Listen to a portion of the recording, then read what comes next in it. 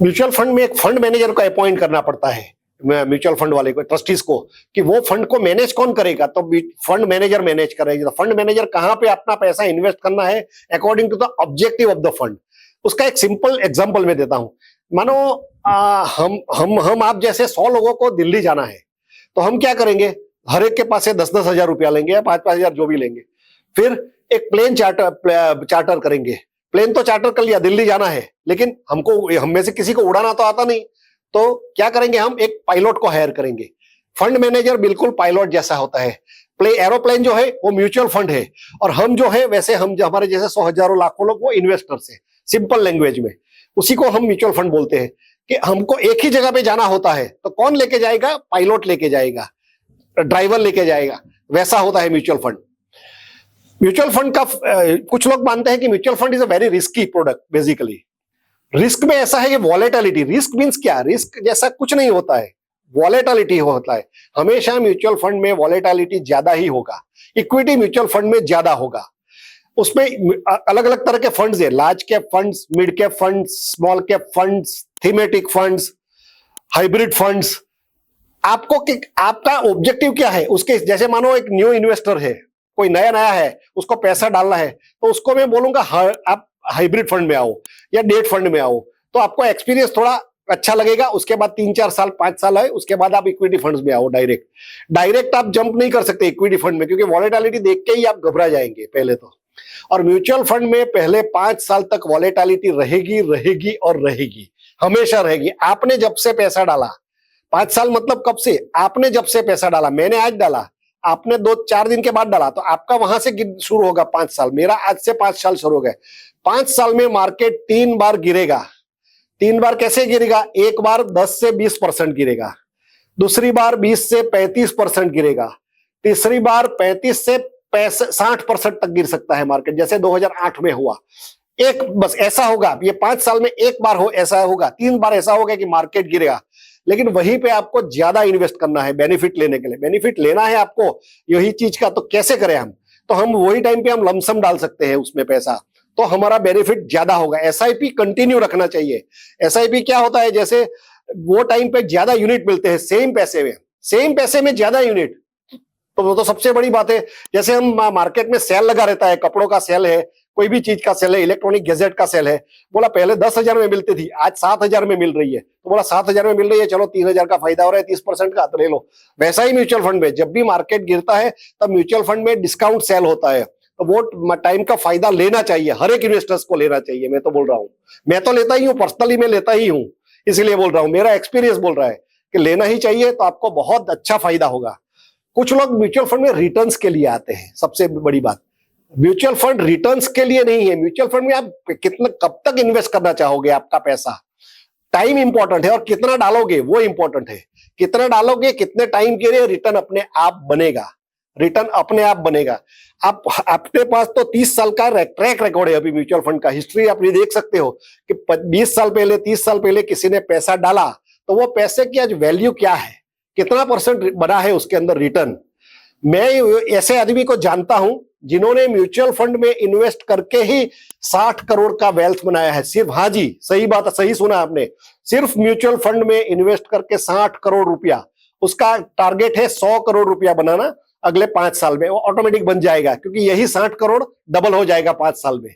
उसने शुरू किया था 15 साल पहले 10,000 की एसआईपी से। आज उसकी एसआईपी 30 लाख पर महीना जा रही है, हर महीना। क्यों जा रहे हैं, वो कमा रहा है इसलिए उसके जा रहे हैं, लेकिन वो इन्वेस्टेड रहा 15 साल। मेरे को बताओ कि आप में से कितने लोग 15 साल तक इन्वेस्टेड रहे हो। कुछ लोग 2 साल में रिटर्न नहीं मिला। आजकल तो क्या है, इंफॉर्मेशन का जमाना है, यूट्यूब है, सोशल मीडिया है, यूट्यूब है, इंस्टाग्राम है, फेसबुक है। मेरे दोस्त है, मेरे कलीग्स है, ऑफिस में बताया, मेरे रिश्तेदार ने बताया कि भैया मेरा तो इतना रिटर्न है, बोल रहे नहीं यार ये स्कीम ठीक नहीं है, तो निकाल दो, तो उसमें से निकल जाते हैं। कि जितना देर तक ज्यादा लंबे टाइम पीरियड में इन्वेस्टेड रहोगे, उतना ज्यादा आपको फायदा होगा। वो 100% इसके अंदर है गारंटी। म्यूचुअल फंड रिटर्न, कुछ लोग बोलते हैं गारंटी क्या है उसके अंदर, ठीक है, सही बात है। गारंटी तो भैया अपने लाइफ की भी नहीं है। वैसे म्यूचुअल फंड में रिटर्न्स का गारंटी नहीं होता है, प्रोबेबिलिटी होता है। Mutual fund returns are not guaranteed, mutual fund में रिटर्न्स प्रोबेबिलिटी का गेम है ये। तो प्रोबेबिलिटी कितना है कि मेरा रिटर्न बनेगा, तो 5-7 साल मिनिमम होराइजन रखोगे तो पॉजिटिव ही आपका इफेक्ट रिटर्न होगा। और 10-15 साल आप टिक गए एक बार तो आपका इतना वेल्थ बनेगा कि आपने कभी सोचा भी नहीं होगा, आपने इतना वेल्थ बनेगा। इतना मैं दावे के साथ बोल सकता हूं। आप चाहे तो आजमा लो किसी, या तो जिसने 15 साल से टिका हुआ हो उसको आदमी को पूछ लो 10 साल से टिका हो, उसके पास कितना पैसा बना है, उसका वेल्थ बना है लोगों का। हाँ, म्यूचुअल फंड, कुछ लोग बोलते हैं म्यूचुअल फंड की एक स्कीम ने 15% रिटर्न दिया, लेकिन मेरा तो बना ही नहीं, मेरा तो 8% ही बना, 10% ही बना। ऐसा क्यों? सही बात है, ऐसा क्यों कि वो म्यूचुअल फंड की स्कीम ने तो रिटर्न बना पर इन्वेस्टर का नहीं बना। इसका रीजन ये है कि लोग बीच में से निकल जाते हैं। म्यूचुअल फंड ने रिटर्न बना वो जब से शुरू हुई थी तब से आज तक दिया। तो म्यूचुअल फंड की स्कीम शुरू हुई थी तब से आपने इन्वेस्ट किया है, तो आप बीच में निकल क्यों गए? आपने सोचा इतना प्रॉफिट हो गया, मैं प्रॉफिट बुक कर लूं। ये प्रॉफिट बुकिंग का गेम नहीं है, ये स्टॉक मार्केट का नहीं है, शेयर ट्रेडिंग नहीं है mutual fund. Mutual fund wealth बनाने के लिए वेहिकल है म्यूचुअल फंड। तो वेल्थ बनाने के लिए आपको हमेशा टिके रहना पड़ेगा, लॉन्ग टर्म इन्वेस्टमेंट करना पड़ेगा। लॉन्ग टर्म इन्वेस्ट करो। मैं तो बोल रहा हूं लोगों को, आपके पास चलो 4 फंड है ना, आप 2 फंड में आप ट्रेडिंग करो अपने हिसाब से, जो आप, मैं तो ना बोलता हूं, और 2 फंड मैं बोलता हूं वैसे रखो। फिर हम 5 साल के बाद कंपेयर करेंगे दोनों का रिटर्न, तो अपने आप पता चल जाएगा क्या है। तो म्यूचुअल फंड में पैसा सेबी वेल रेगुलेटेड प्रोडक्ट है, 100% रेगुलेटेड प्रोडक्ट है। उसके जैसा रेगुलेटेड प्रोडक्ट बहुत है ही नहीं इंडिया में, मैं ऐसा बताऊं तो चलेगा। उसके ऊपर इतना रेगुलेशंस लगा के रखा है, मतलब हाँ, उसमें अंदर 2 प्लान है, रेगुलर और डायरेक्ट। कुछ लोग बोलते हैं हम डायरेक्ट कर सकते हैं, बिल्कुल कर सकते हैं डायरेक्ट भी आप, लेकिन उसके लिए आपके पास 3 चीजें होनी चाहिए। नॉलेज होना चाहिए, टाइम होना चाहिए और एक्सपर्टीज होनी चाहिए। 3 चीजें हैं तो आप डायरेक्ट कर सकते हैं, वरना आप अगर जॉब में बिजी है, कहीं पे अपने का बिजनेस में बिजी है, आप नहीं कर सकते वो चीज। आपको एडवाइजर के थ्रू ही जाना पड़ेगा उसके लिए। दूसरी बात, आप जो बिजनेस कर रहे हो या नौकरी कर रहे हो, वो आपकी पसीने की कमाई होती है, वो आपकी पसीने की कमाई है। लेकिन आपको अभी पैसों की कमाई के बारे में भी सोचना चाहिए। पैसे से पैसों की कमाई, वो कैसे? वो म्यूचुअल फंड के थ्रू।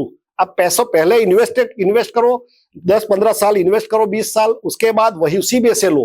म्यूचुअल फंड्स के कुछ जार्गन से उसका मैं आपको बता देता हूं क्या है। पहले बोलता है एसआईपी।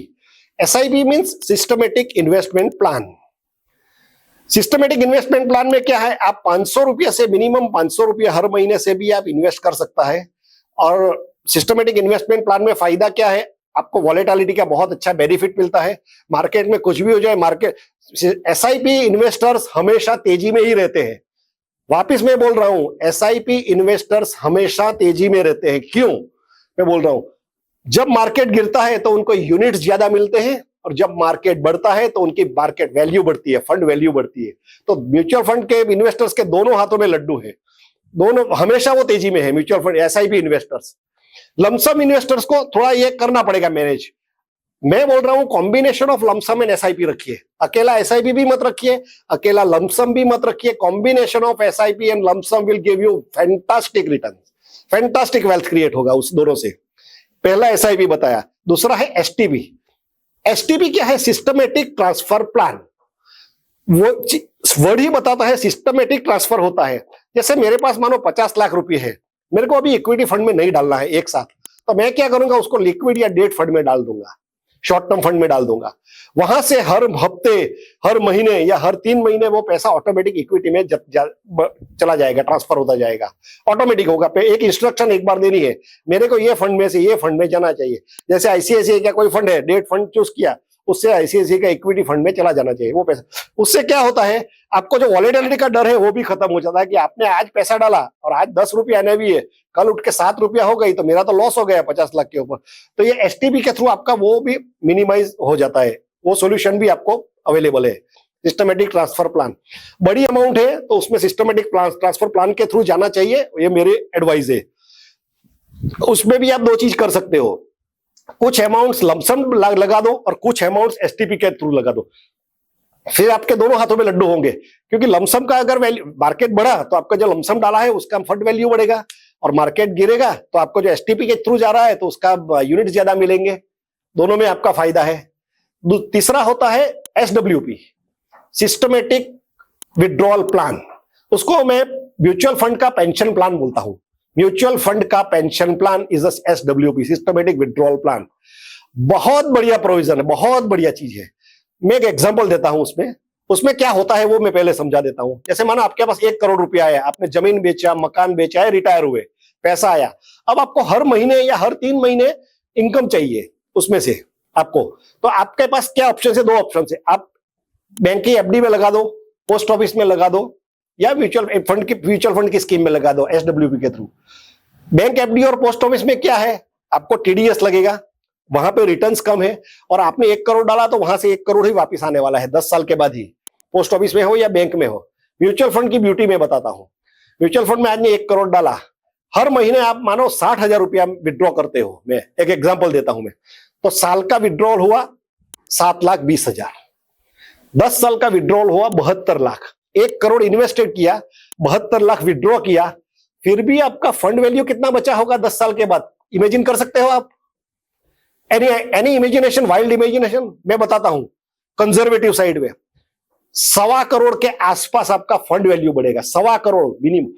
कुछ स्कीम्स में इक्विटी, अगर लार्ज कैप इक्विटी है, मिड कैप इक्विटी फंड में डाला है तो उसका डबल भी हो जाता है। 1 करोड़ का 2 करोड़ फंड वैल्यू, 72 लाख लेने के बाद भी 72 लाख तो विड्रॉ कर लिया पूरे 10 साल में, फिर भी आपका वैल्यू तो टोटल कितना हुआ? 72 लाख विड्रॉ किया, मार्केट वैल्यू है 1,25,00,000, तो टोटल 1 करोड़ का 2 करोड़ हो गया 10 साल में। ये उसका पावर है एसडब्ल्यूपी। एसडब्ल्यूपी का अभी बहुत कम लोगों को मालूम है, बहुत ही कम लोगों को मालूम है, लेकिन ये आगे जाके बहुत बड़ा चीज होने वाला है एसडब्ल्यूपी, क्योंकि आपका पैसा भी बढ़ता है और आपको इनकम भी मिलती है, और वो लाइफ टाइम मिलेगी। ऐसा नहीं कि उसमें से ये खत्म हो जाएगा। आपका जो कैपिटल है वो फिर नॉमिनी को ट्रांसफर होगा, आप नहीं रहेंगे तब, लेकिन आपको तो इनकम है, रेगुलर मिलती ही रहेगी। एसडब्ल्यूपी में एक ही चीज आपको देखना है कि मेरे को इनकम आ रही है कि नहीं मेरी। हाँ, एसडब्ल्यूपी में एक चीज है, एसडब्ल्यूपी में फंड वैल्यू थोड़े पहले 3 साल में अप डाउन होगी, जरूर होगी। लोग क्या करते हैं, अपना कैपिटल में बहुत देखते हैं कि मेरा कैपिटल ये है कि नहीं। कैपिटल में मत देखो। एसडब्ल्यूपी इन्वेस्टर्स को पहले 5 साल कैपिटल में देखना ही नहीं है, उनको पहले 5 साल ये देखना है कि मेरा रेगुलर इनकम आ रहा है कि नहीं। उसका कैपिटल अपने आप बढ़ेगा 5 साल के बाद। पहले 3 साल तो वाही वॉलेटिलिटी रहेगी मार्केट के हिसाब से। मार्केट गिरा तो मार्केट वैल्यू गिर भी सकती है, मार्केट बढ़ा तो आपकी वैल्यू, आपका नसीब होगा मार्केट बढ़ा तो अच्छा है, तो फिर तो अब बढ़ता जाएगा, लेकिन कभी ना कभी तो आएगा एक बार स्लम। तो एसडब्ल्यूपी वो करो, एसडब्ल्यूपी में बहुत फायदा है, और टैक्स एफिशिएंट। दूसरी बात, एक टैक्स एफिशिएंट मैं बोलता हूं वो चीज को। क्यों टैक्स एफिशिएंट है? पहले साल में जो विड्रॉ कर रहे हो ना आप, 7,20,000 मानो, उसमें 60,000 इंटू 12, 7,20,000, उसमें 1.25 लाख रुपया आपको कैपिटल गेन टैक्स फ्री है इसके अंदर, और 1.25 लाख के ऊपर गज है उसमें 10% आपको टैक्स लगेगा।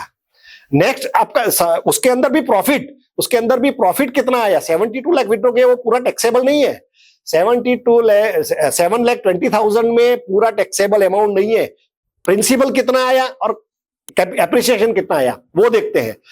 पहले एसडब्ल्यूपी में पहले एप्रिसिएशन ज्यादा होता है, कैपिटल कम डिडक्ट होता है, उसके बाद में कैपिटल ज्यादा डिडक्ट होने लगता है और एप्रिसिएशन कम होता जाता है। तो उसमें टैक्स भी बहुत कम लगता है कंपेयर टू एफडी और post office scheme. Any post office scheme बहुत कम लगता है, और काफी सीनियर सिटीजन्स को आजकल वो समझ में आ रहा है, इसीलिए वो लोग चालू अभी एसडब्ल्यूपी में आ रहे हैं।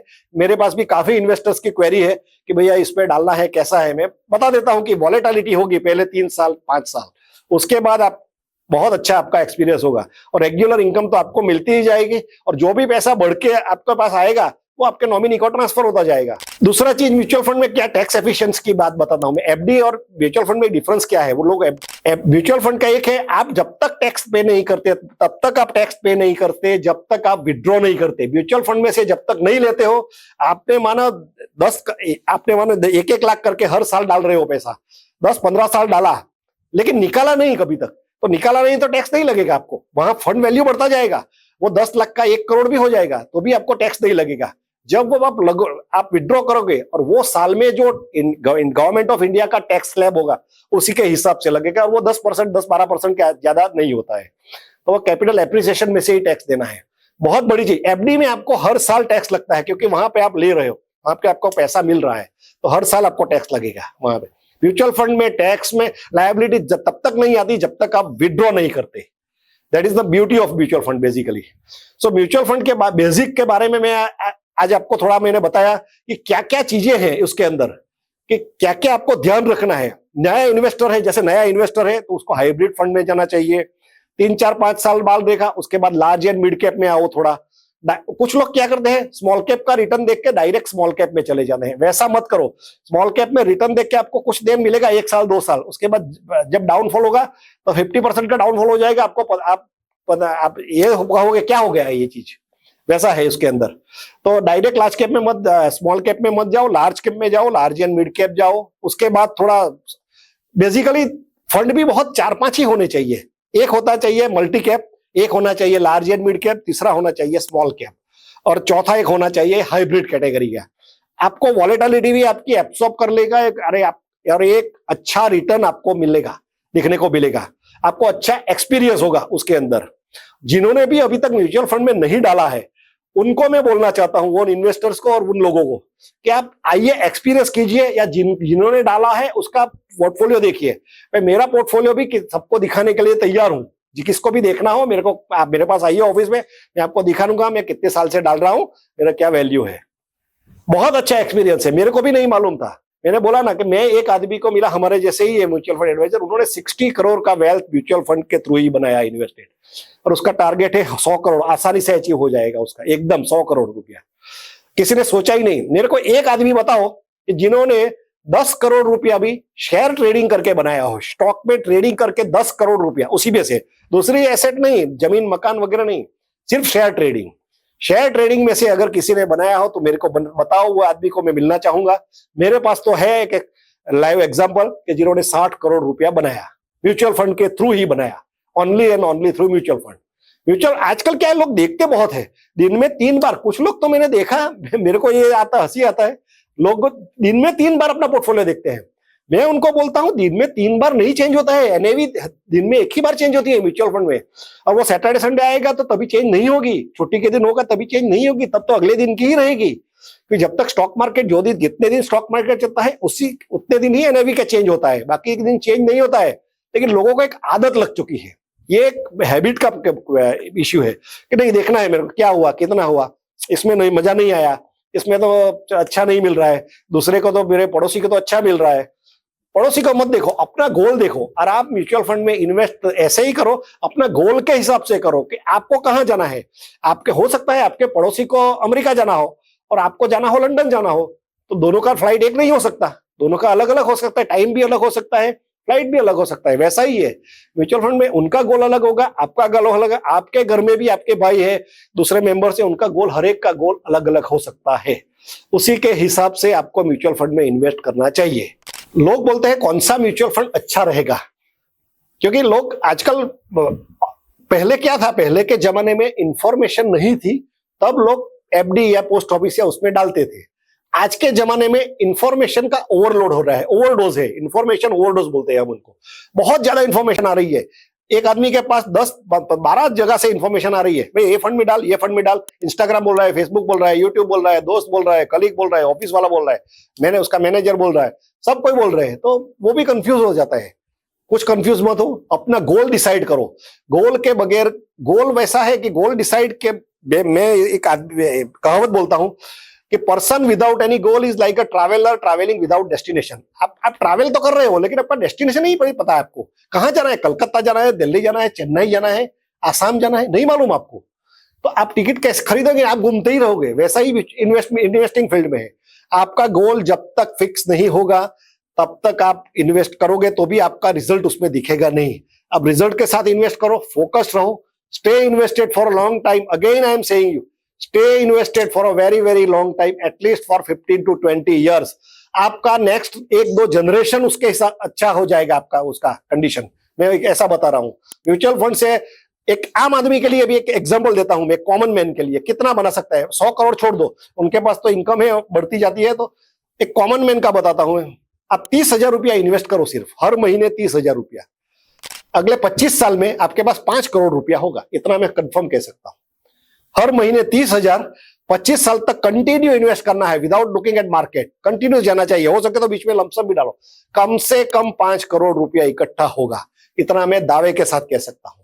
तो वो तो हर कोई बना सकता है 5 करोड़ रुपया। तो आज 30,000 इन्वेस्ट करना कोई बड़ी बात नहीं है।